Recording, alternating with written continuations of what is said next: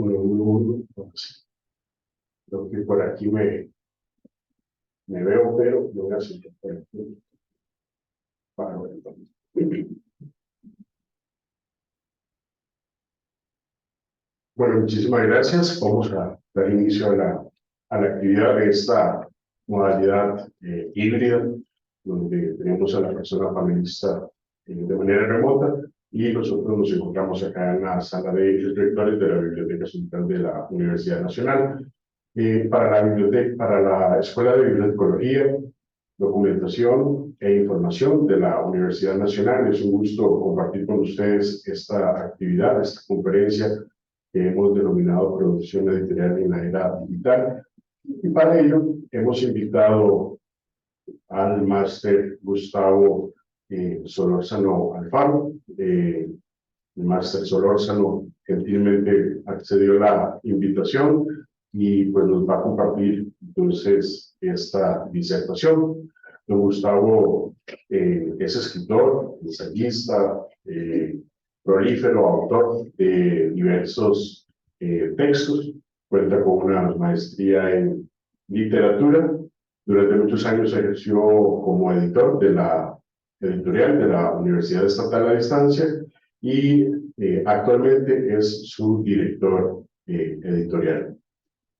Darle gracias entonces a don Gustavo por esta oportunidad y enmarcar esta actividad dentro del curso precisamente que lleva el mismo nombre, Producción Editorial en la Era Digital, como un curso de la licenciatura en Bibliotecología de la EBDI, en donde pues, nos interesa explorar nuevos espacios emergentes para el ejercicio de la profesión de la persona bibliotecóloga y que tengan entonces posibilidades de conocer qué se están haciendo dentro de otros ámbitos laborales. En este caso, compartir la experiencia de Gustavo en la producción editorial, pero también la experiencia de la Universidad Estatal a Distancia, popular su editorial, la Universidad de Centroamérica, en la producción de textos en múltiples formatos. Así que damos las gracias a las personas que también se están conectando de manera remota y a los estudiantes que nos acompañan aquí en la sala. Unas palabras de bienvenida para posteriormente dar las indicaciones de la actividad. Don Gustavo. Tiene el micrófono. Buenas tardes, ¿qué tal? Muchísimas gracias por la invitación. Para mí es un gusto tener la oportunidad de compartir con ustedes y ojalá que podamos tener una plática, una charla interesante. Como siempre digo, cuando tengo la oportunidad de compartir con un público, o igual como lo decía o lo digo en mis clases, lo más importante, más que escucharme a mí, es poder conversar a partir de las preguntas e inquietudes que ustedes puedan tener, porque a partir de ahí es donde realmente se generan pues información o conocimiento importante sobre lo que a ustedes realmente les interesa, los temas que a ustedes les gustaría tratar. Entonces, ojalá que tengamos una charla realmente productiva. Muchísimas gracias. La dinámica entonces consistirá en una presentación que nos va a hacer don Gustavo. Sin embargo, él puede moderar un poco también la dinámica si quiere atender algunas dudas que puedan surgir de manera remota en la plataforma de Zoom. Y de igual manera, si algún estudiante acá en la sala desea hacer la participación, pues podemos utilizar el micrófono para que pueda levantar la mano y participar. De igual manera, al final también vamos a generar un espacio de preguntas, entonces estaremos conversando por un lapso de más o menos 30 a 40 minutos y pues dejamos entonces el micrófono y el Zoom a don Gustavo. Muchísimas gracias nuevamente y para la Escuela de Bibliotecología es un gusto compartir y agradecerle también su disponibilidad.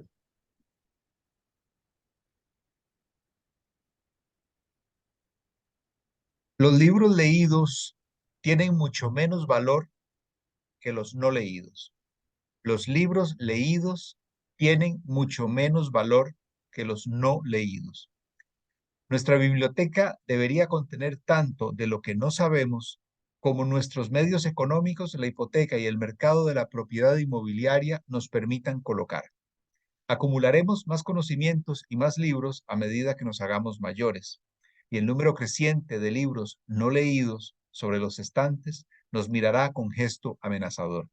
En efecto, cuanto más sabemos, más largas son las hileras de libros no leídos. A esta serie de libros no leídos la vamos a llamar antibiblioteca.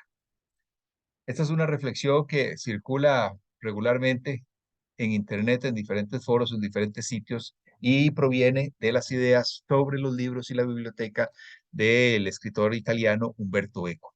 Siempre me ha llamado muchísimo la atención esta idea, este concepto de la antibiblioteca, porque tiene que ver con las nociones que en Occidente desarrollamos sobre qué es leer, qué significa leer, qué son los libros y otra serie de cuestiones que es importante que siempre nos planteemos. Yo parto o asumo que ustedes como estudiantes de bibliotecología pues son amantes de las bibliotecas, son amantes de los libros y efectivamente pues les gusta leer.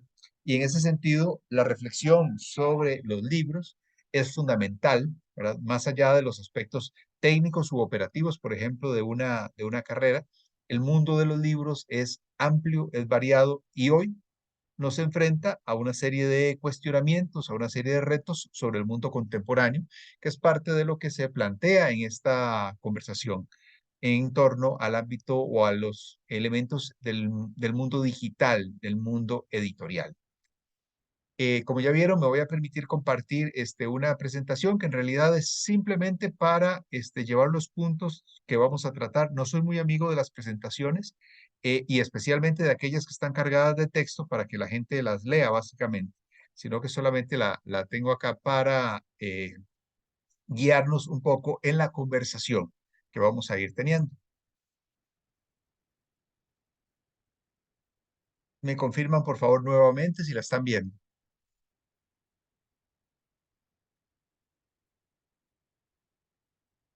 ¿Sí la están viendo?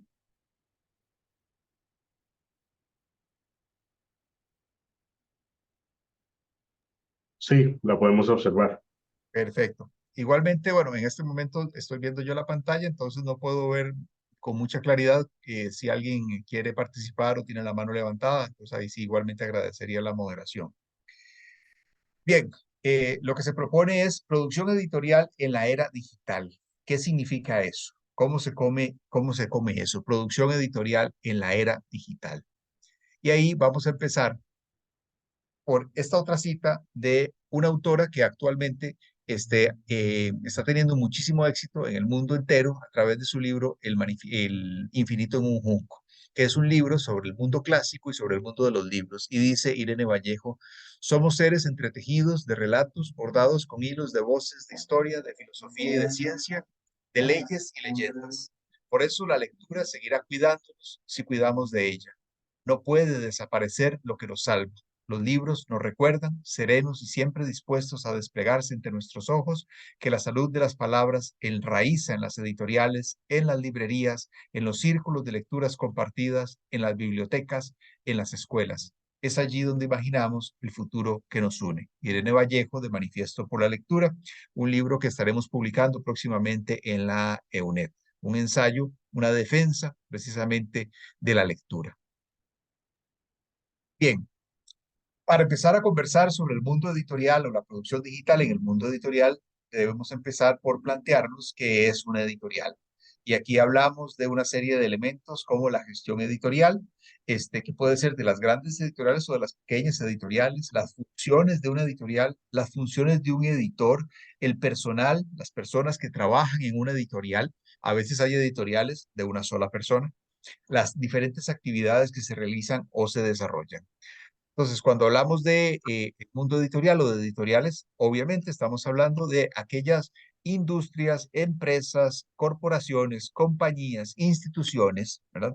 Que pueden ser públicas, que pueden ser privadas, que pueden ser muy grandes, que pueden ser pequeñas, pueden tener 50, 100, 500 personas, 5,000, 10,000 personas, pueden estar constituidas por una sola persona que se encarga de todo, y ahí es cuando hablamos de editoriales independientes, que suelen ser unipersonales.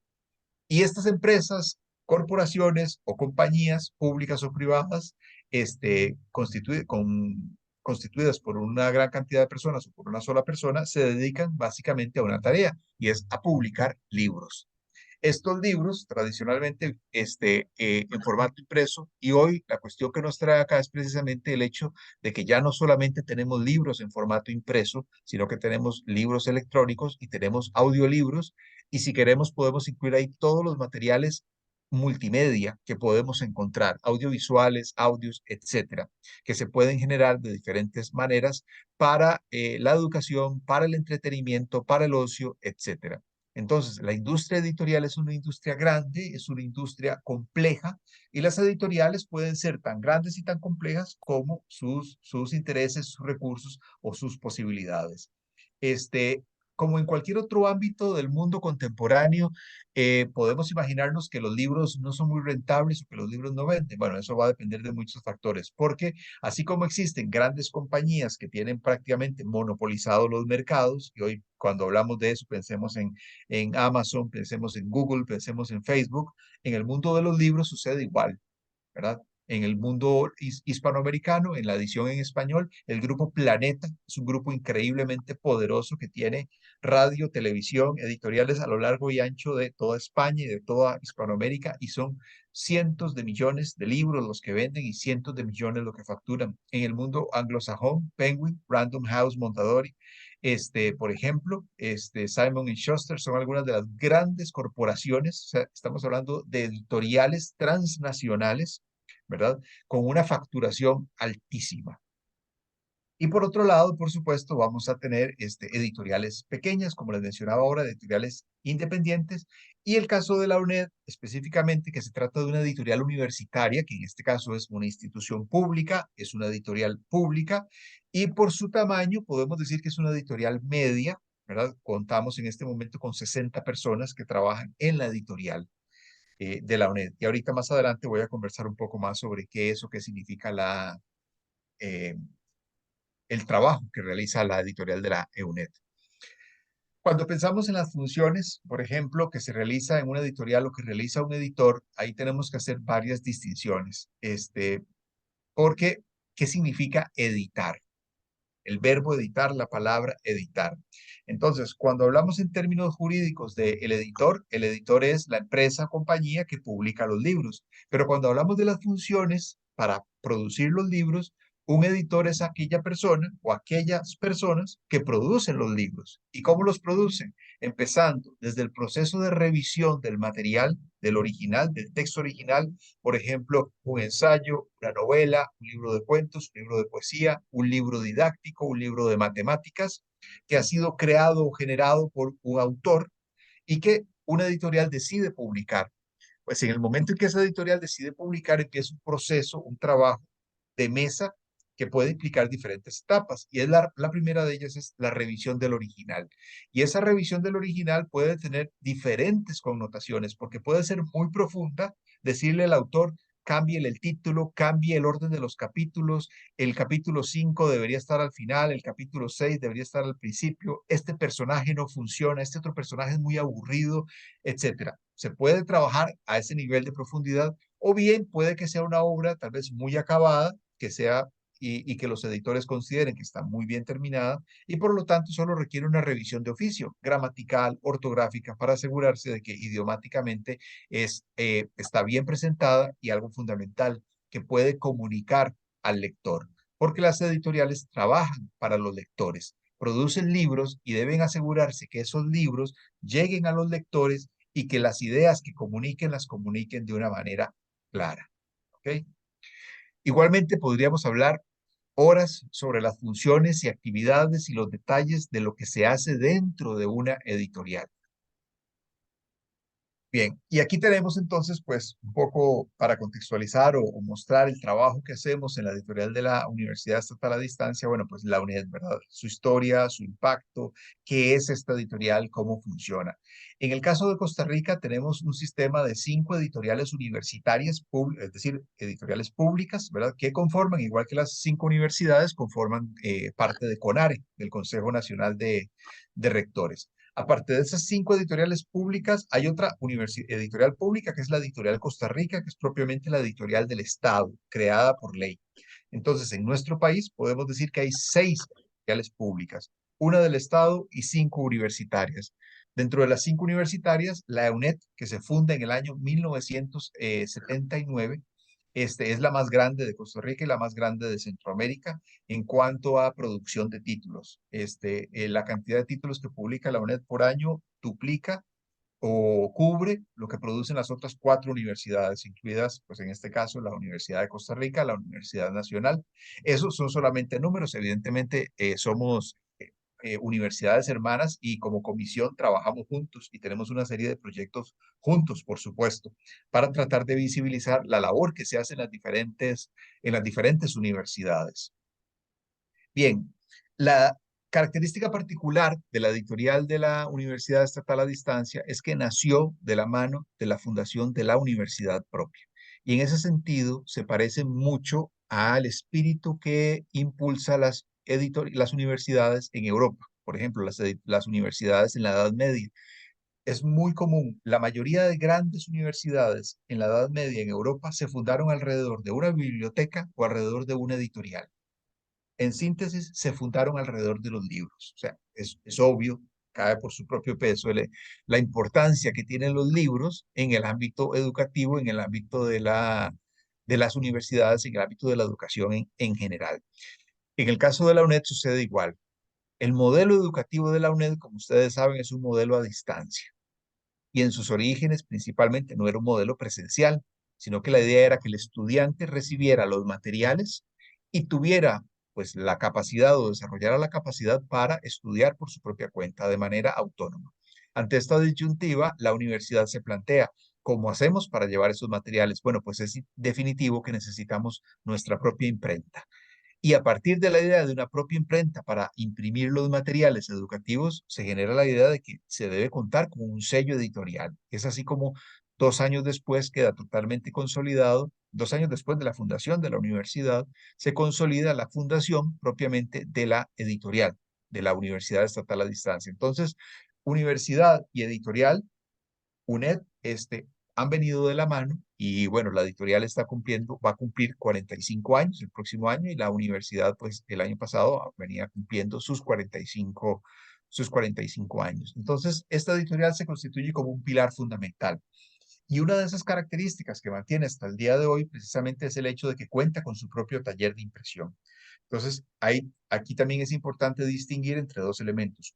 Una cosa es una editorial que edita libros y otra cosa es un taller de impresión. No son lo mismo y no se deben confundir. Hay editoriales que tienen su taller de impresión, pero hoy día la mayoría de editoriales no tienen taller de impresión. Incluso la Universidad de Oxford y su editorial, que es una de las más antiguas del mundo, tenía 500 años y luego de la pandemia, el año pasado ya por fin definitivamente cerró. Estamos hablando de una de las editoriales más grandes del mundo, de una de las universidades más prestigiosas del mundo y ya no tiene taller de impresión. La editorial, por supuesto, sigue existiendo, la editorial de la Universidad de Oxford, pero ya no tienen taller de impresión.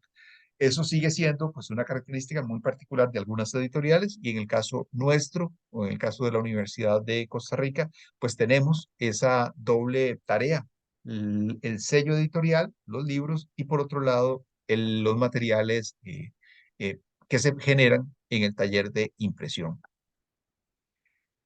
Otro elemento que es característico de nuestra universidad es que se producen principalmente 2 líneas de libros. Unos son los libros didácticos y otros son los libros de interés general.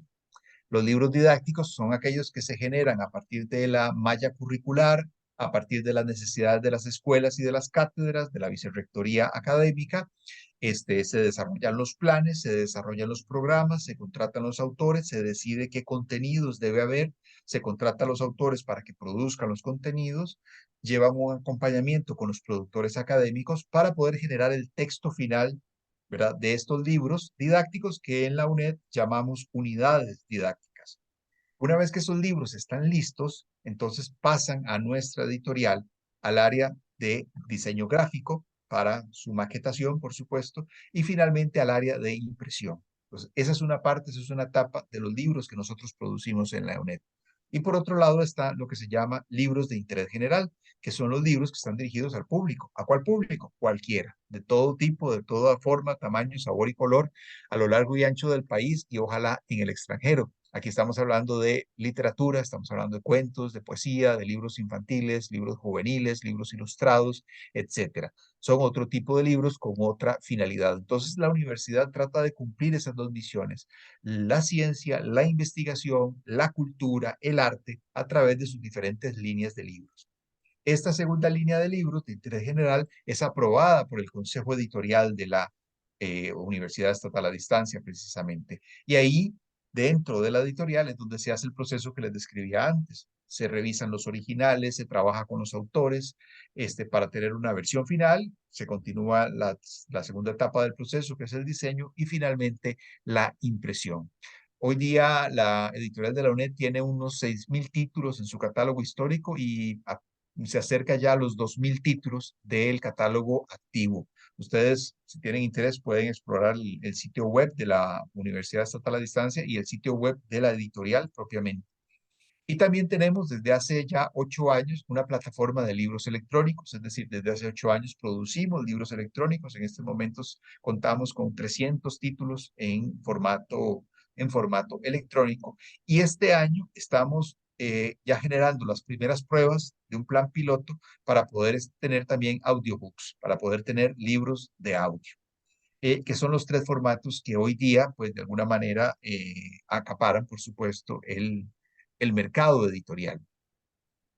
Algo que tal vez no mencioné al principio del ámbito editorial o del ámbito digital es que probablemente ustedes han escuchado la idea de que los libros electrónicos van a desbancar al libro impreso. Sin embargo, ya son noticias viejas, eso no sucedió. Cuando empezó a surgir el libro electrónico, todo el mundo auguraba que los libros impresos iban a desaparecer y que todo el mundo se iba a dedicar solamente a leer en versiones electrónicas. Y sin embargo, eso no se cumplió. Hoy día, de hecho, las ventas de ambos tipos de títulos están muy equilibradas. En términos totales y globales, se siguen vendiendo muchísimo más los impresos que los libros electrónicos. Obviamente, los libros electrónicos tienen un alto nivel de demanda y proporcionalmente hay un equilibrio muy ajustado. ¿Por qué razón? Porque la industria editorial se dio cuenta de que era necesario seguir desarrollando libros impresos de gran calidad porque los públicos son distintos. Hay diferentes tipos de público. Y hay libros que vale la pena que estén en versión impresa y otros en versión electrónica. Y hay libros que vale la pena que estén en ambas versiones. Del mismo modo que vale la pena que un libro esté en pasta suave o que esté en pasta dura. O bien, hoy día que un libro esté en versión audiolibro o que esté en versión multimedia, por ejemplo. Entonces, esto es importante. Con el auge de los audiolibros, sobre todo después de la pandemia, se dio la misma predicción. Todo el mundo dijo, los audiolibros van a desbancar a los libros impresos y a los libros electrónicos. Y hoy día los audiolibros han tenido una subida muy importante en las ventas. Pero de nuevo, estamos ante un panorama, y aquí vuelvo a mencionar a Humberto Eco, cuando tenemos esta idea de que ante cualquier cambio tecnológico, el mundo se divide como en dos partes. Están los que creen que ya el mundo se va a acabar y que ya todo lo que ha pasado lo que hubo en el pasado no funciona y no sirve y el mundo se va a destruir por completo, ¿verdad? Y están aquellas otras personas que creen que todos los avances tecnológicos son maravillosos, perfectos y únicos y que estamos en una era única y jamás vista. Esos son dos extremos, ¿verdad? Ambos extremos son peligrosos, ¿verdad? Creer que todo va a ser apocalíptico o creer que vivimos en un paraíso.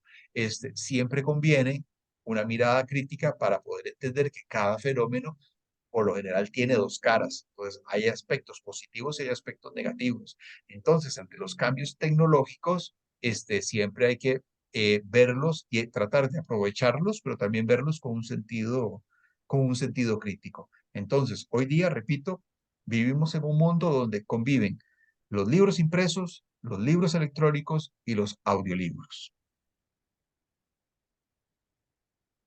Bien, y aquí justamente era lo que estábamos un poco mencionando, ¿verdad?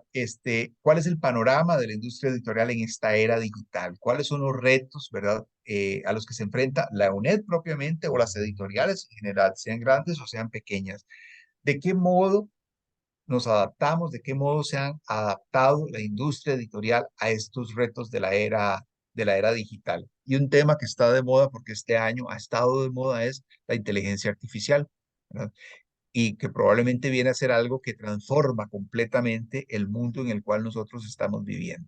Ustedes saben que el siglo XXI ha sido un siglo de transformaciones impresionantes. Ustedes que están más jóvenes tal vez no se han percatado, uno que ya ha vivido muchísimos años, ve las enormes diferencias que ha habido, por ejemplo, entre, qué sé yo, por decir algo, entre 1970 y el año 2000, 30 años, no hubo tanta cantidad de cambios. Sin embargo, solo en los últimos 10 años la cantidad de cambios ha sido impresionante. Véanlo ustedes con los teléfonos electrónicos, véanlo ustedes con las plataformas digitales en general, Uber, Airbnb, Pedidos Express, Amazon, Google, Facebook, los teléfonos, las tablets, las computadoras, inteligencia artificial, etcétera.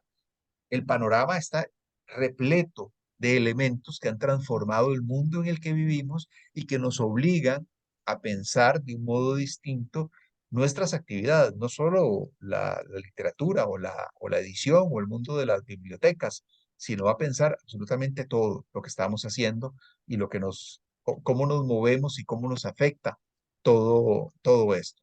Las editoriales, entonces, por supuesto, han tenido que adaptarse, como veíamos antes. Por un lado tenemos los diferentes formatos de los libros y pensar cómo llegar, cómo hacer que los libros puedan seguir siendo importantes para las personas, cómo imaginar, cómo asumir que estos libros puedan seguir teniendo relevancia para personas en una época tan saturada de información, ¿ok? Y en una época en la cual nos planteamos o nos replanteamos los paradigmas ante los cuales hemos vivido a lo largo de siglos y que en pocos años se han venido transformando completamente. El tema específico, por ejemplo, de la inteligencia artificial es muy interesante porque lo mismo, uno podría decir, la inteligencia artificial va a acabar con los seres humanos, va a desplazar completamente a los seres humanos y de hecho en muchos ámbitos ya los está desplazando. No es extraño y probablemente va a ser inevitable, para bien o para mal, que en 10, 20, 30 años, efectivamente, los cambios tecnológicos hayan transformado todo el panorama del mundo laboral. Entonces, ¿qué tipo de trabajos todavía se espera que los hagan las personas? Ustedes ven cómo los cajeros de las tiendas, los cajeros en los bancos, los dependientes, etcétera, empiezan a ser sustituidos por la inteligencia artificial. Si pensamos en el mundo de la edición, mucha gente dice, bueno, los editores, los traductores son sustituidos por la inteligencia artificial. Y si ustedes empiezan a pensar en el mundo de la bibliotecología, podrían pensarse, imaginarse fácilmente que supuestamente un bibliotecólogo, una bibliotecóloga podrían ser perfectamente sustituidos por la inteligencia artificial. Ahí siempre surge un reto. La pregunta que yo les hago, por ejemplo, a las personas que trabajan con nosotros en el taller, ¿cómo logramos demostrar que los seres humanos seguimos siendo importantes, que los seres humanos somos indispensables? Porque hay máquinas que hacen todo lo que podría estar haciendo un humano. Alguien podría decir, bueno, entonces los seres humanos no son necesarios. Pero entonces, ahí viene el gran reto, ahí viene la pregunta. ¿Cómo podemos nosotros como seres humanos en diferentes ámbitos demostrar que somos relevantes, que somos importantes, que todavía podemos crear o generar algo que nos transforma y que no depende exclusivamente de la tecnología o que algo que la tecnología todavía no puede hacer? Esa es una pregunta que yo dejo ahí y es una pregunta que creo que todos debemos hacernos. Los gurús del mundo tecnológico, los gurús de Silicon Valley o historiadores como Yuval Noah Harari, por ejemplo, hablan de que la era de la humanidad, es decir, el ser humano como lo concebimos desde desde el Renacimiento hasta nuestros días, ha dejado de existir. Esa idea, ese concepto humanista, ese concepto renacentista ya no es tal y se ha transformado y se va a transformar todavía muchísimo más en los próximos 10, 20, 30 años con los cambios tecnológicos que estamos enfrentando. Entonces, ese reto, esa pregunta es fundamental. ¿Cómo podemos, por ejemplo, nosotros aprovechar la inteligencia artificial en las diferentes tareas que realizamos? En el mundo de la edición se puede aprovechar para tareas muy concretas que pueden agilizar, lo mismo como los programas de procesadores de palabras, lo mismo como un Excel, lo mismo como un PowerPoint, permitieron aligerar una serie de tareas que antes eran un poco más lentas o más tediosas. La inteligencia artificial perfectamente podría permitir hacer tareas, hacerlas de una manera mucho más sencilla. ¿Cómo se puede utilizar? ¿Cómo se puede aprovechar? ¿Cómo podemos aprender a utilizarla sin que nos digamos, que nos coma, ¿verdad? Sin que nos atrape o nos supere por completo. ¿Es posible? ¿Es posible imaginarse un mundo en el cual los seres humanos podemos convivir con estas nociones de inteligencia artificial y con aparatos o sistemas como la inteligencia artificial? En el mundo, no sé si ustedes ya en el mundo de la bibliotecología han empezado a explorar o a preguntarse o qué herramientas o apps han surgido en el mundo de la catalogación, en el mundo de los identificadores bibliográficos, ¿verdad? Para enfrentarse o lidiar con el tema de la inteligencia artificial. Por ejemplo, aquí hay un elemento donde el mundo de la edición y de la bibliotecología se encuentra y son los metadatos. Supongo que ustedes han oído hablar, por supuesto, de los metadatos, que es sumamente importante. Entonces, hoy día, en un mundo lleno de información, un universo global que es un mar gigantesco, innavegable de información, para que un libro esté identificado, bien ubicado, pueda ser visibilizado, requiere que toda la información que nosotros proveemos de ese libro sea información muy bien preparada, muy bien curada, para que en las bases de datos, en las bibliotecas, en los buscadores, los libros puedan ser encontrados, puedan ser visibilizados. Y todavía existe un gran problema. La industria editorial no se termina de adaptar a eso. Por lo menos, por ejemplo, si pensamos en nuestros países, perdón, en Costa Rica, estamos en pañales en el procesamiento de metadatos. Y la mayoría de las personas en la industria editorial no se han percatado de la importancia de los metadatos, cómo curar los metadatos, qué son los metadatos, qué significan, por qué debemos tenerlos. Y para ustedes, por supuesto, el mundo de los identificadores bibliográficos es fundamental para los procesamientos y procesos diversos que se desarrollan en cuanto al manejo de la información. En estos días, curiosamente, lo comento así un poco como infidencia, hay una idea que ronda por ahí, un proyecto de un diputado que estaba proponiendo que cualquier folleto, cualquier formulario, cualquier papel, básicamente la gente pudiera entregarlo en la Biblioteca Nacional y que no tuviese necesidad de un ISBN, ¿verdad? Un proyecto un poco sin pie ni cabeza, porque eso tiene una serie de implicaciones. Tiene que ver con toda una reflexión sobre qué significa editar, qué significa publicar libros, qué significa ponerlos a disposición del público, qué significa que las bases de datos estén actualizadas, que las bases de datos estén bien construidas, que el público pueda tener acceso a los libros, que pueda tener acceso a los materiales. Y hay ahí entonces una serie de preguntas o una serie de cuestionamientos sobre lo que nos impone hoy, los retos que nos impone hoy, los cambios tecnológicos, los cambios digitales en nuestra época. Bien, bueno, más o menos por acá eran algunos de los puntos que tenía interés por tocar rápidamente, someramente, y como les decía al principio, lo que más me interesa, o tal vez lo que esperaría que les interese a ustedes más, es poder hacer preguntas o conversar un poco, tal vez sobre aspectos específicos, sea de lo que yo haya tocado acá, o si hay alguna otra inquietud y está en mis manos, pues colaborar para ampliar la respuesta, adelante. Entonces, muchísimas gracias por el tiempo y el espacio y abrimos aquí el espacio para las preguntas y consultas. Gracias. Si gusta, podemos dejar de compartir eso mismo y así nos vemos todos. De mi parte, creo que bastante claro la presentación y mucho de lo que mencionábamos, no me veo, por aquí estoy.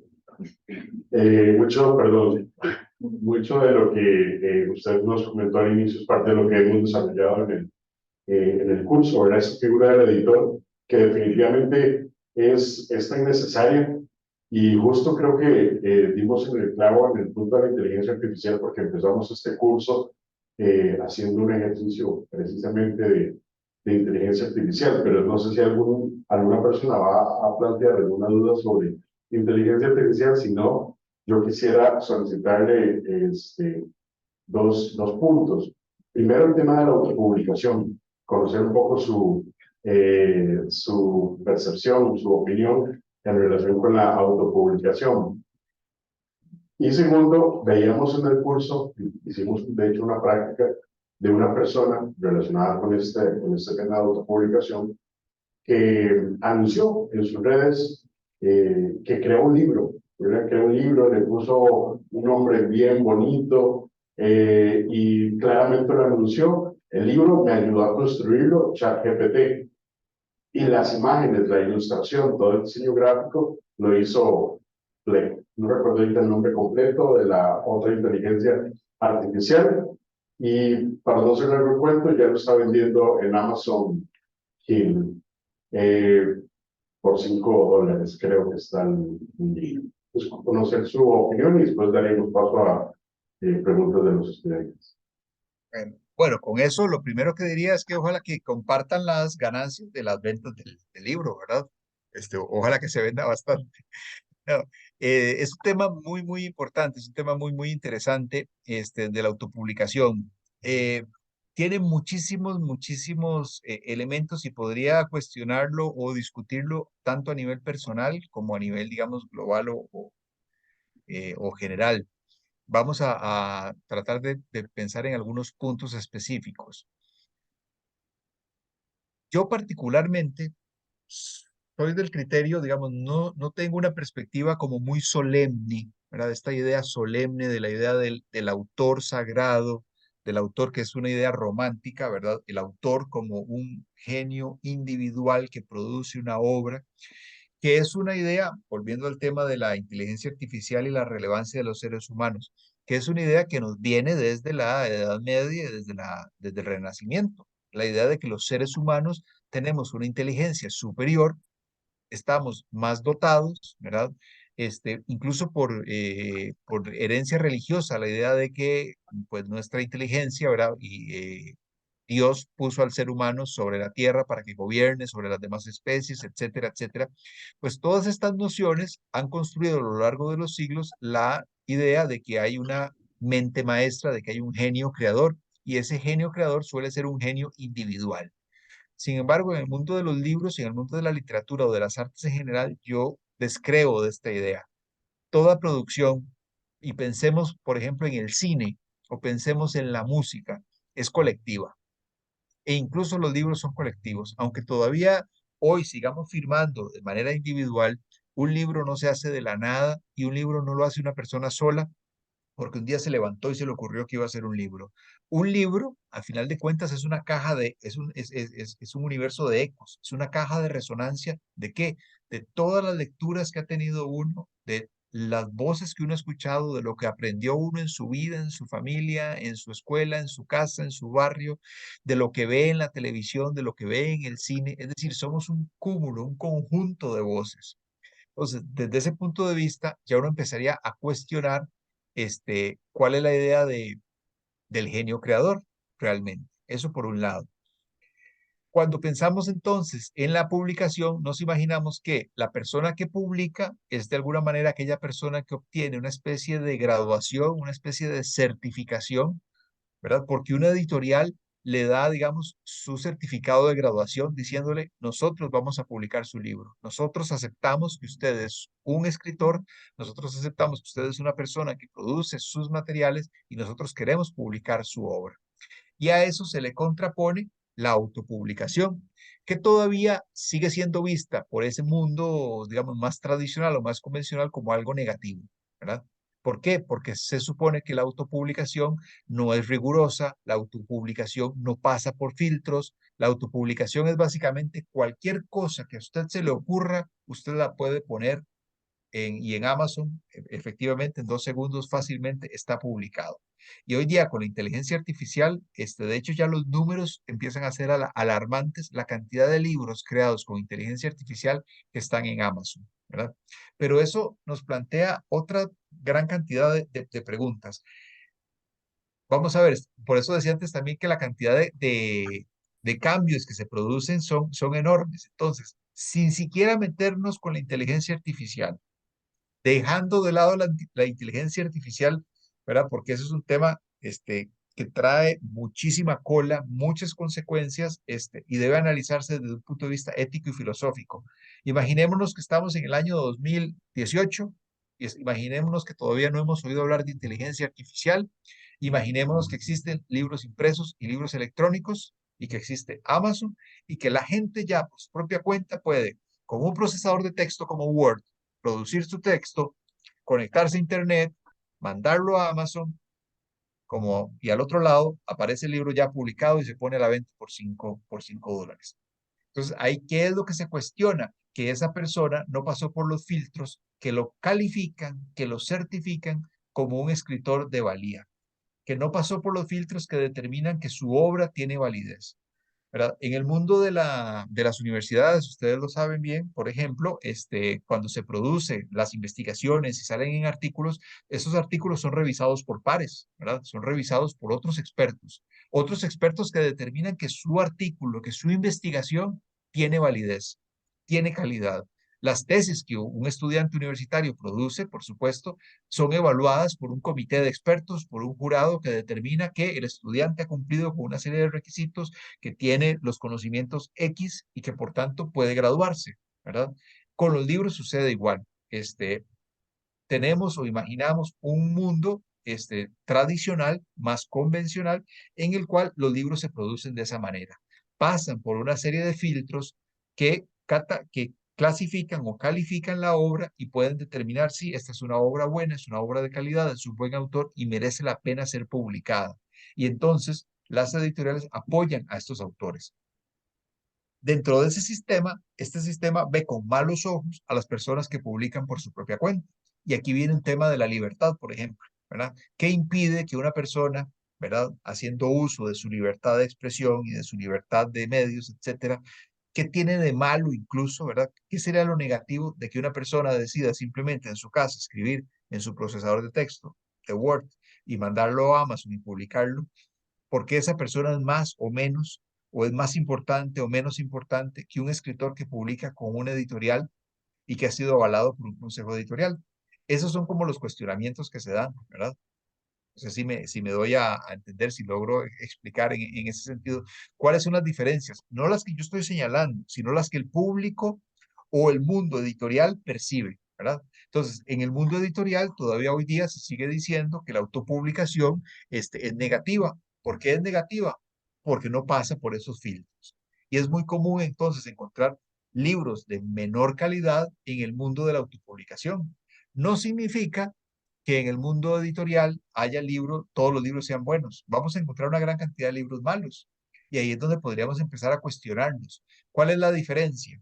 Si en el mundo editorial un montón de libros que pasan por todos los filtros, al final son libros realmente malos, ¿cuál es la diferencia con los libros autopublicados, donde puede que encontremos grandes obras y puede que encontremos una gran cantidad de libros malos?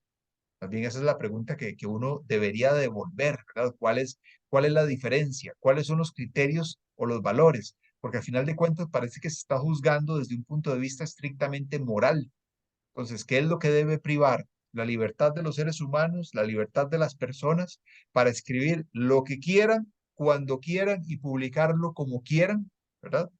O debe privar los filtros rigurosos de la academia, los filtros rigurosos de la industria editorial, los filtros para ser escuchado o para ser aceptado en los círculos literarios, para ser incluido en antologías, para ser incluido en revistas, para ser entrevistado en periódicos, etcétera. Y nos vamos a encontrar igual una serie de fenómenos muy curiosos. Hoy día hay gente autopublicada que lógicamente está vendiendo muchísimo más que un autor publicado por una editorial, porque resulta que son mucho más efectivos los mecanismos de ventas de Amazon, lógicamente, ¿verdad? Que los mecanismos de muchas editoriales. Eso implica una pregunta para las editoriales. ¿Por qué están publicando libros si no tienen capacidad de venderlos? Si no tienen capacidad de distribuirlos y tampoco los están dando gratuitamente, porque puede haber una editorial, ¿verdad?, que decide poner a disposición gratuita todos sus materiales, pero la idea es que lleguen al público. Y si los libros no están llegando a los públicos, no están llegando a las personas, pues ¿cuál es la función que están cumpliendo esas editoriales? Entonces, bueno, como les decía al principio, son muchísimos temas. Yo tengo mi perspectiva particular sobre eso y está la perspectiva, digamos, del mundo editorial. ¿Cómo son vistos cómo son vistas las personas que autopublican por el mundo editorial? ¿De qué manera las editoriales? ¿De qué manera el sistema editorial y el sistema de escritores y el sistema de autores, digamos, oficial, entre comillas, ve, con qué ojos ve a las personas que autopublican, ¿verdad? Y usualmente las ve con malos ojos. Ve la autopublicación como algo negativo. Entonces, ahí hay bastantes temas. Eh, Buenas noches, mi nombre es Emma y yo tenía una duda con respecto a la autopublicación también, eh, que tiene que ver con los criterios para saber que estamos consumiendo información de calidad. ¿Cómo nosotros como profesionales podemos guiar al usuario para que él sepa la diferencia entre un libro que es autopublicado o uno que no cuenta con un proceso editorial? Ujú. Sí, bueno, es una pregunta muy interesante porque es todo un reto, efectivamente. Y yo creo que eso, en el mundo de la información que tenemos hoy, es algo a la que nos enfrentamos todos los días. No importa si somos editores o bibliotecólogos. El solo hecho de entrar a WhatsApp ya implica que nos preguntemos, ¿esto que estoy viendo es fake news? ¿Esto que estoy viendo tiene sentido? ¿Es una cadena? ¿Es un chisme? ¿No tiene fundamentos? Entonces, esa tarea es una tarea que hoy todos los seres humanos nos estamos planteando o es una tarea a la cual nos enfrentamos diariamente. Eh, un primer elemento para poder distinguir que un libro es autopublicado o no es el sello editorial. Eso es fundamental, el sello editorial. Y por supuesto, hay sellos muy famosos, sellos muy reconocidos que con solo que usted los vea ya usted identifica que se trata de una editorial establecida, de una editorial consolidada. Entonces usted ahí puede fácilmente dar por descontado que se trata de una obra que ha pasado por un filtro. En todo caso, por lo menos usted le puede echar la responsabilidad a la editorial, porque puede que al final el libro esté bien mal, ¿verdad? Sí, pero eso es culpa de la editorial. Si la editorial decidió publicar un libro o sacarlo y sale mal, es responsabilidad de la editorial. En el caso de Costa Rica, y evidentemente tenemos las editoriales universitarias, las editoriales estatales, tenemos las editoriales independientes en el mundo internacional, pero ¿qué sucede cuando son cientos de sellos editoriales? Hay cualquier cantidad de sellos editoriales. Bueno, eso implica entonces investigar un poco más. Si nosotros no identificamos un sello editorial, definitivamente estamos ante una autopublicación. ¿Qué sucede cuando el libro es autopublicado, pero viene con una especie de sello editorial? Entonces, y no lo reconocemos, pues nos va a tocar investigar.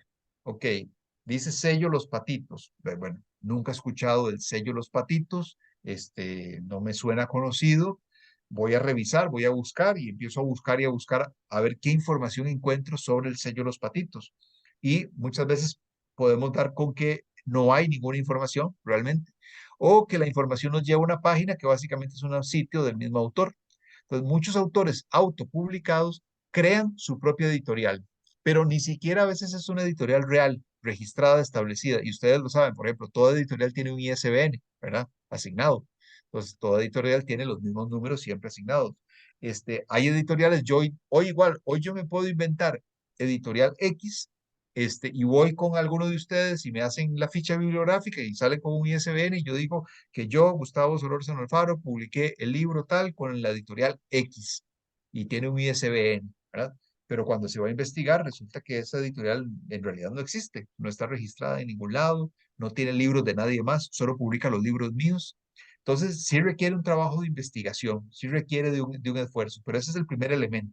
Identificar que cuente con un sello editorial reconocido o con un sello editorial que pueda ser comprobado. Muchas gracias.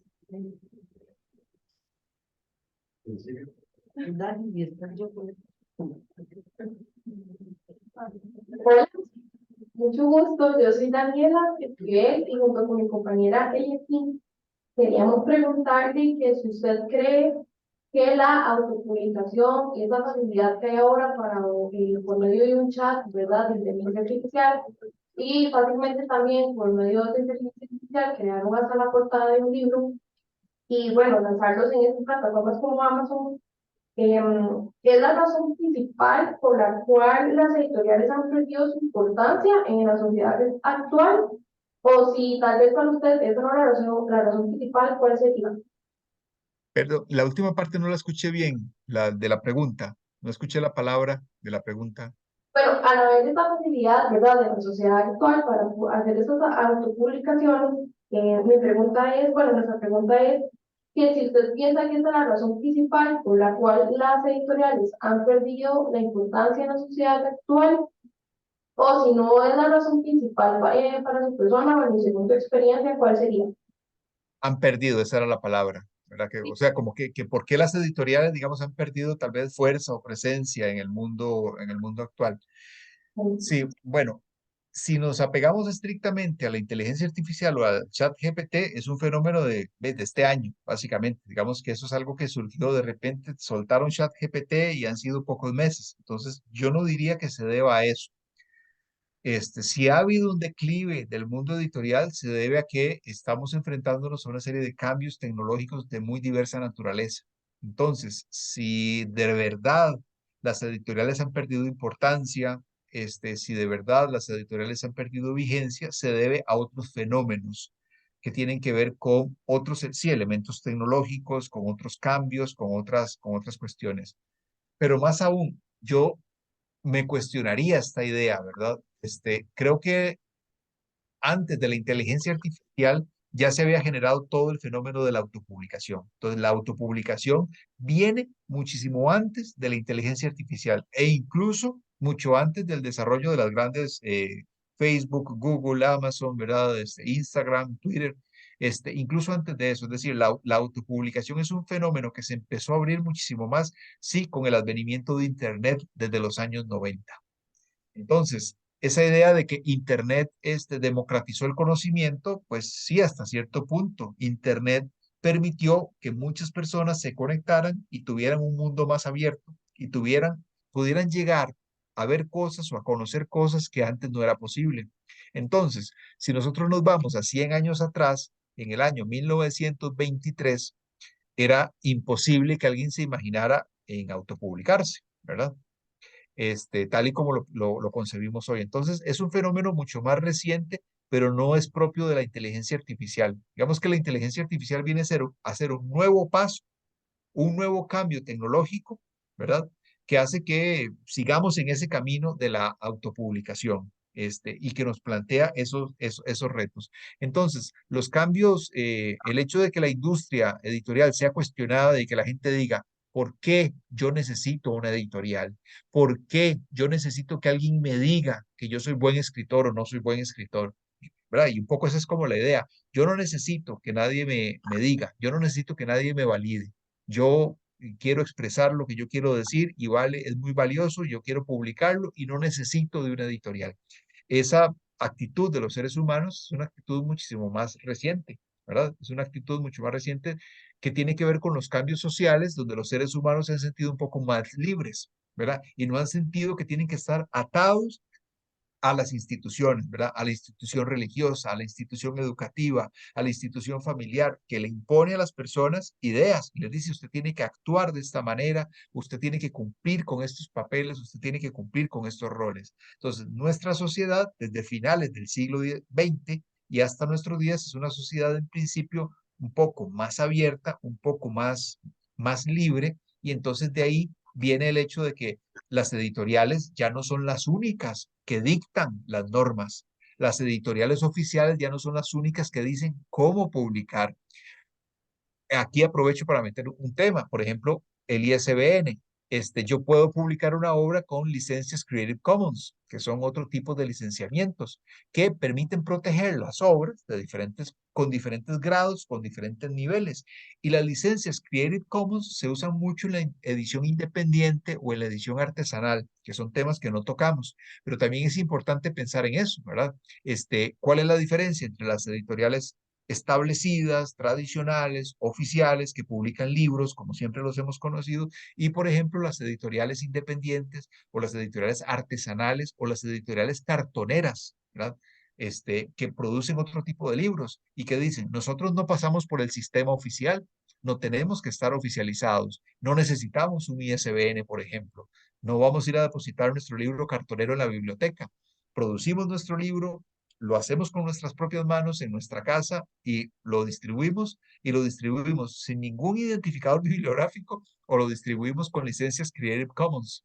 Y esa libertad está muy bien, pero también esta industria debería preguntarse a veces, bueno, ¿y cómo hacemos para que nuestros libros se conozcan? ¿Tienen interés las industrias artesanales o cartoneras en que sus libros sean conocidos o no sean conocidos?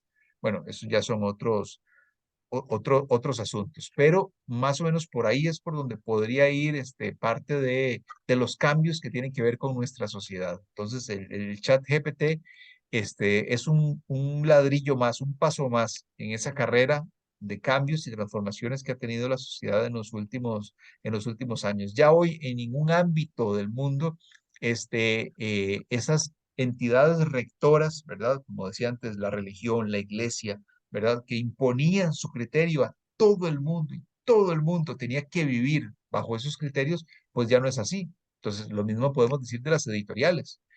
Antes usted tenía que estar, si pensamos en la Edad Media, piensen en una edición del Quijote, que al principio viene con una serie de páginas donde dicen, fue publicado con el permiso del archiduque y del duque y del conde, etcétera, ¿verdad? Porque todo tenía que pasar por permisos y todo el mundo tenía que autorizarlo.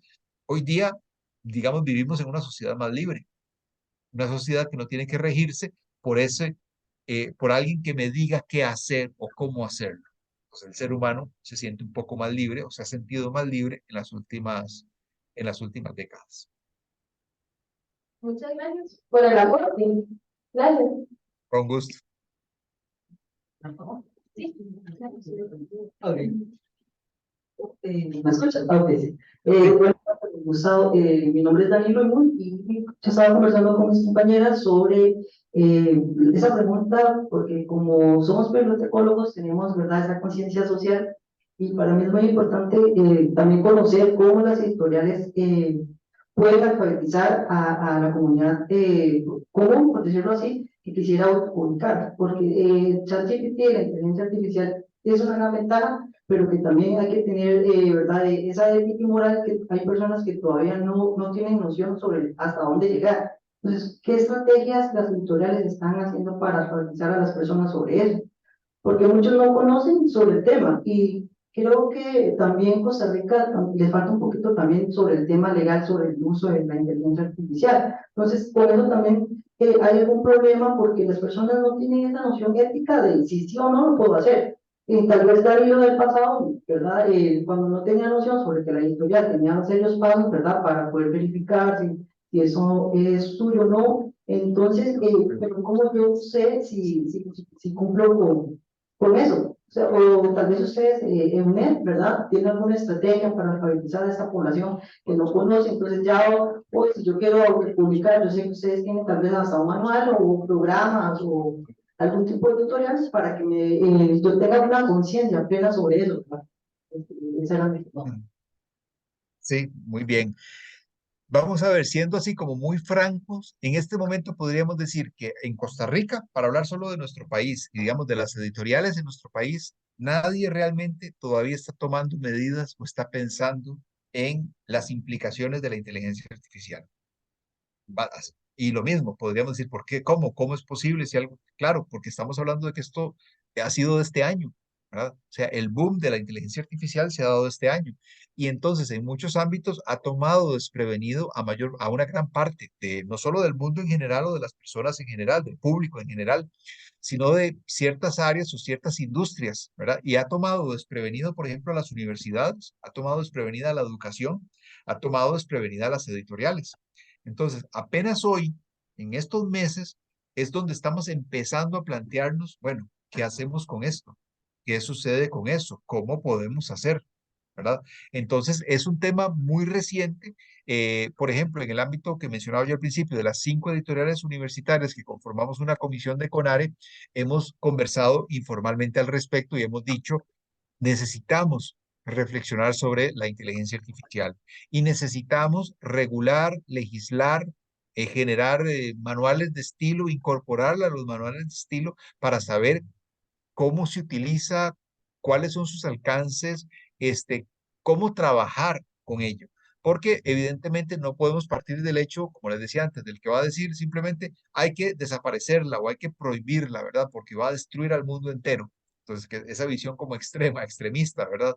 O decir es maravilloso y todos los problemas del mundo están solucionados con ninguno de esos dos extremos. Entonces, lo que hay que aprender es a convivir con ella. Entonces, en este momento es una necesidad de las universidades, es una necesidad de las editoriales. No lo voy a, en el caso de ustedes, por supuesto, es decir, están en el mundo de los libros, en el mundo de la información, en el mundo de cómo esa información circula de las editoriales o las universidades al público, cómo el público puede llegar. Podemos hablar de temas de democratización, etcétera. Entonces, hay una serie de cuestiones que debemos tomar en cuenta en este momento. Entonces, estamos apenas empezando, estamos en pañales. Lamentablemente, como en otros tantos temas o en tantas otras áreas, en nuestro país, digamos, no se ha pensado lo suficientemente al respecto. Por supuesto, ahí siempre hay una cuestión de cómo los países que han desarrollado las tecnologías, Estados Unidos o algunos países europeos o asiáticos, por supuesto, están mejor preparados o tienen mejores herramientas en este momento para vivir o entender o lidiar cómo trabajar con eso. Para nosotros en este momento básicamente sigue siendo como un descubrimiento tecnológico, una maravilla tecnológica y apenas estamos empezando a conocerlo. Pero sí es fundamental que ya todas las universidades, editoriales, etcétera, el mundo de la educación tiene que empezar a pensar en ello. Porque si ya, por ejemplo, si ya los profesores hace 5, 10, 15, 20 años se quejaban de la Internet, se quejaban del plagio con Wikipedia o con el Rincón del Vago, imagínense hoy cómo manejar el tema del plagio con ChatGPT. Entonces, ahí hay pues reflexiones que necesitamos desarrollar en una serie de ámbitos. Gustavo, nos quedan dos preguntas más y ojalá muy puntuales para ya no aprovechar, no abusar de su tiempo. Entonces le daríamos la palabra de manera remota a Natacha Solano.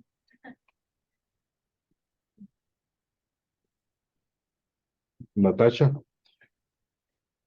Sí, aquí estoy, profe. Perdón, es que estaba activando la cámara.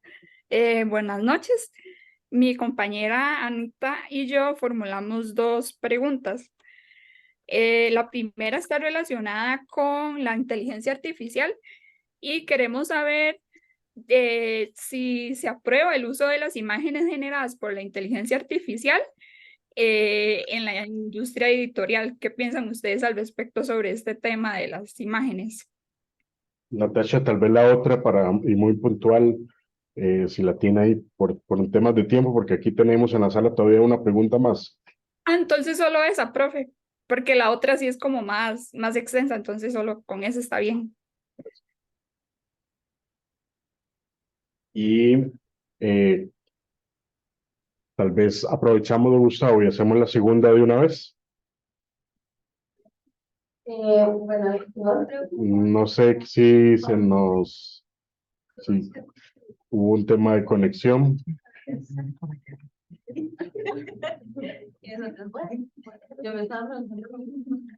Sí, ya se desconectó, se le fue la conexión.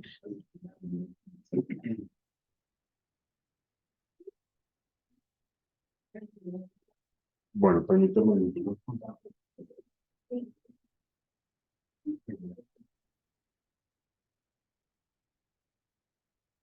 Vamos a ver, vamos a dar hola, vamos a ver un minuto, 2 minutos, para ver si Gustavo se logra volver a conectar, pero haciendo reflexión precisamente de lo que estamos conversando, este tema de la inteligencia artificial definitivamente es un tema que vino a revolucionar en general la sociedad contemporánea y creo que ha abarcado pues, todos los ámbitos de esta, ¿verdad? En el caso de nosotros, en el ámbito educativo lo vivimos todos los días, pero definitivamente como editores, también, ya me puedo incorporar, definitivamente como editores, en mi caso yo les contaba a los estudiantes también como editor de revista, es algo que nos genera también muchos retos. Entonces, de Gustavo, nada más le decía que vamos a incorporar estas dos preguntas y que con eso cerramos. No sé si logró escuchar la primera y formulamos la segunda ya para hacer el cierre. No tiene, tengo que darle el permiso, ¿verdad? Sí.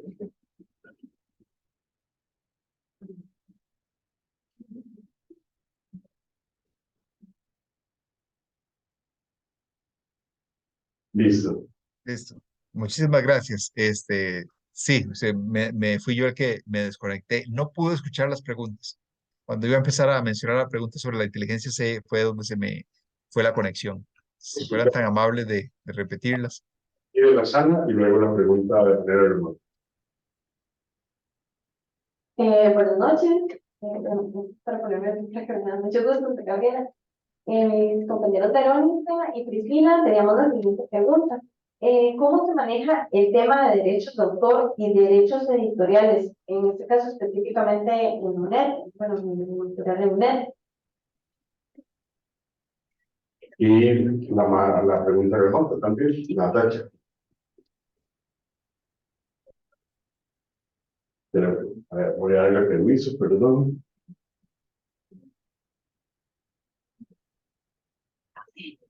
Listo, ya puede activar su micrófono. La pregunta sería que dentro de la industria editorial, perdón, se aprueba el uso de las imágenes generadas por inteligencia artificial por parte de los autores. Bien, bueno, ambas preguntas de alguna manera tienen que ver con los derechos, ¿verdad? De autoría y con las autorizaciones, ¿verdad? Para los materiales. Entonces, bueno, sobre la primera pregunta sobre derechos de autor, en el caso de la EUNED, por supuesto, los derechos de autoría son fundamentales, cómo se resguardan, cómo se vigilan, cómo se trabaja. Buscamos por todos los medios asegurarnos que lo que se está publicando es original. En ese sentido, los autores empiezan por dar una declaración jurada del material. Las personas que evalúan las obras, la revisión que se hace en un principio, pues podría detectar que se trate de algún plagio, ¿verdad? Entonces, ya ahí hay un primer filtro y se da esta declaración. Y por supuesto, se requiere firmar los contratos respectivos como corresponde para cubrir a las personas autoras, ¿verdad? Para que puedan tener resguardados sus derechos y por supuesto para salvaguardar la imagen y también los derechos de la propia editorial. Entonces va en las dos vías. Entonces hay un proceso legal, hay un proceso jurídico, un proceso riguroso para establecer los criterios y para que a través de un contrato oficial entre la institución y la persona autora, pues quede establecido los vínculos legales que tiene cada uno de ellos. Hay un área de los derechos de autoría que es también bastante compleja y es cuando se trata de autores fallecidos, ¿verdad? O cuando no se tiene noción de quiénes son los derechohabientes, ¿verdad? Porque antes tal vez era más sencillo, simplemente un descendiente decía yo soy el hijo, soy la hija y pues sí, yo tengo los derechos o yo autorizo a que la obra de mi papá o la obra de mi mamá se publique, por ejemplo, y resultaba más sencillo, pero incluso en esos casos, hoy día, eso tiene que estar totalmente establecido de manera legal. No basta con que una persona que se sabe que es la hija o el hijo, que es descendiente, diga que tiene los derechos, sino que tiene que estar establecido a través del testamento o a través de un sucesorio. Entonces se presentan casos donde las personas incluso se molestan porque dicen, pero yo soy el hijo, ¿cómo es posible que no me puedan pagar a mí la plata de mi papá o cómo, etcétera? Bueno, porque esa persona no ha hecho el sucesorio o no está establecido todavía legalmente. Entonces, esos son procesos muy delicados, son procesos complejos, ¿verdad?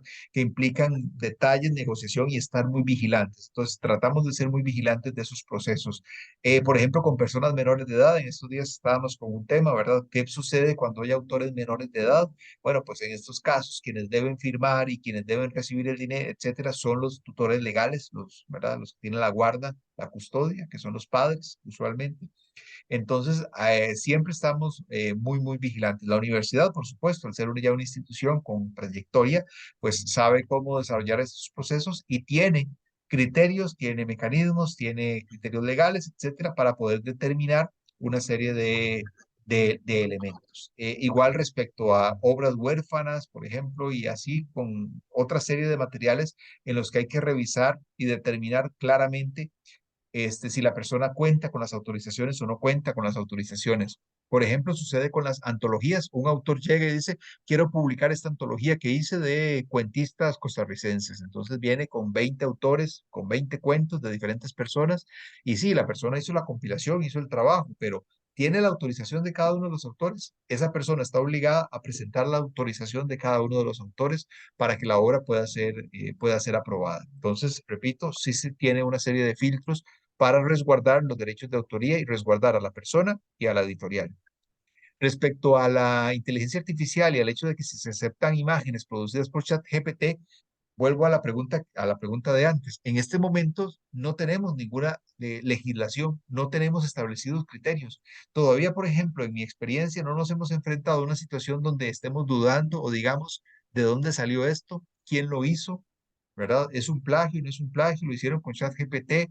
¿Es original, no es original? ¿De quién es? Todavía no nos hemos enfrentado a eso, ¿verdad? Y todavía no lo tenemos reglamentado. Entonces, en este momento, si se presentara, tendríamos que empezar por detenernos y decir, ok, ¿qué vamos a hacer? Tenemos un primer caso donde estamos dudando de cómo se generó esta obra, y no sabemos si es legal o no es legal, ¿verdad? Si está bien desarrollado o no está desarrollado, si es justo, si no es justo. Son todos esos criterios que le comentaba antes al compañero que todavía las universidades, las editoriales tenemos que pensar y tenemos que desarrollar. Entonces, no lo tenemos todavía y aún no nos hemos enfrentado a esos casos acá. Perfecto.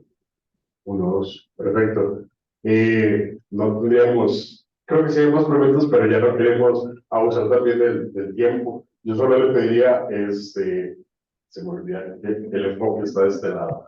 Yo solo le pediría un cierre a nivel de consejo para el estudiantado de la Escuela de Bibliotecología que está presente y los que nos están viendo en relación a este mundo tan fascinante que es el mundo de la editorial. Yo les contaba a ellos, yo no sé cuál es su experiencia, Gustavo, pero muchas veces los editores nos formamos en el campo. Y en mi caso, pues esa fue la experiencia. Un consejo, decirle a los que quieran dedicarse al trabajo en el mundo editorial. Sí, bueno, siempre es complicado poder dar consejos, ¿verdad? Porque justamente hay, en un mundo como este, como el de la literatura o de la escritura, pasa mucho por la experiencia personal precisamente. Y el mundo de la edición es un mundo que se da de manera muy empírica, efectivamente. Hoy día ya uno puede encontrar, qué sé yo, en España hay maestrías de edición profesional o en México, ¿verdad? Pero por lo general, a nivel formal, a nivel de educación superior, casi que solo se da en posgrados y no en muchos lugares. Es decir, no es muy común que todas las universidades tengan bachilleratos, licenciaturas, maestrías y doctorados en el mundo de la edición. Digamos, como podemos encontrar, qué sé yo, administración de empresas. Prácticamente yo creo que no hay ninguna universidad que no dé administración de empresas, ¿verdad? Pues universidades que den producción editorial o edición son contadas y en muy pocos grados o usualmente solo en posgrados. Pero incluso hace 50, 70 años todavía era más raro. O sea, prácticamente eso no existe, porque el editor se forma creando, el editor se forma haciendo, el editor se forma ahí en la mesa de trabajo. Es muy común que se piense que un editor tiene que haber estudiado filología, que tiene que haber estudiado literatura y no necesariamente. Un editor lo que tiene que tener es buen ojo. Primero, ser un excelente lector, o sea, que le guste leer. Eso es fundamental. Y segundo, tener gusto, interés, buen ojo para poder detectar elementos en los libros, ¿verdad? Ya sean los originales o los libros que se estén produciendo.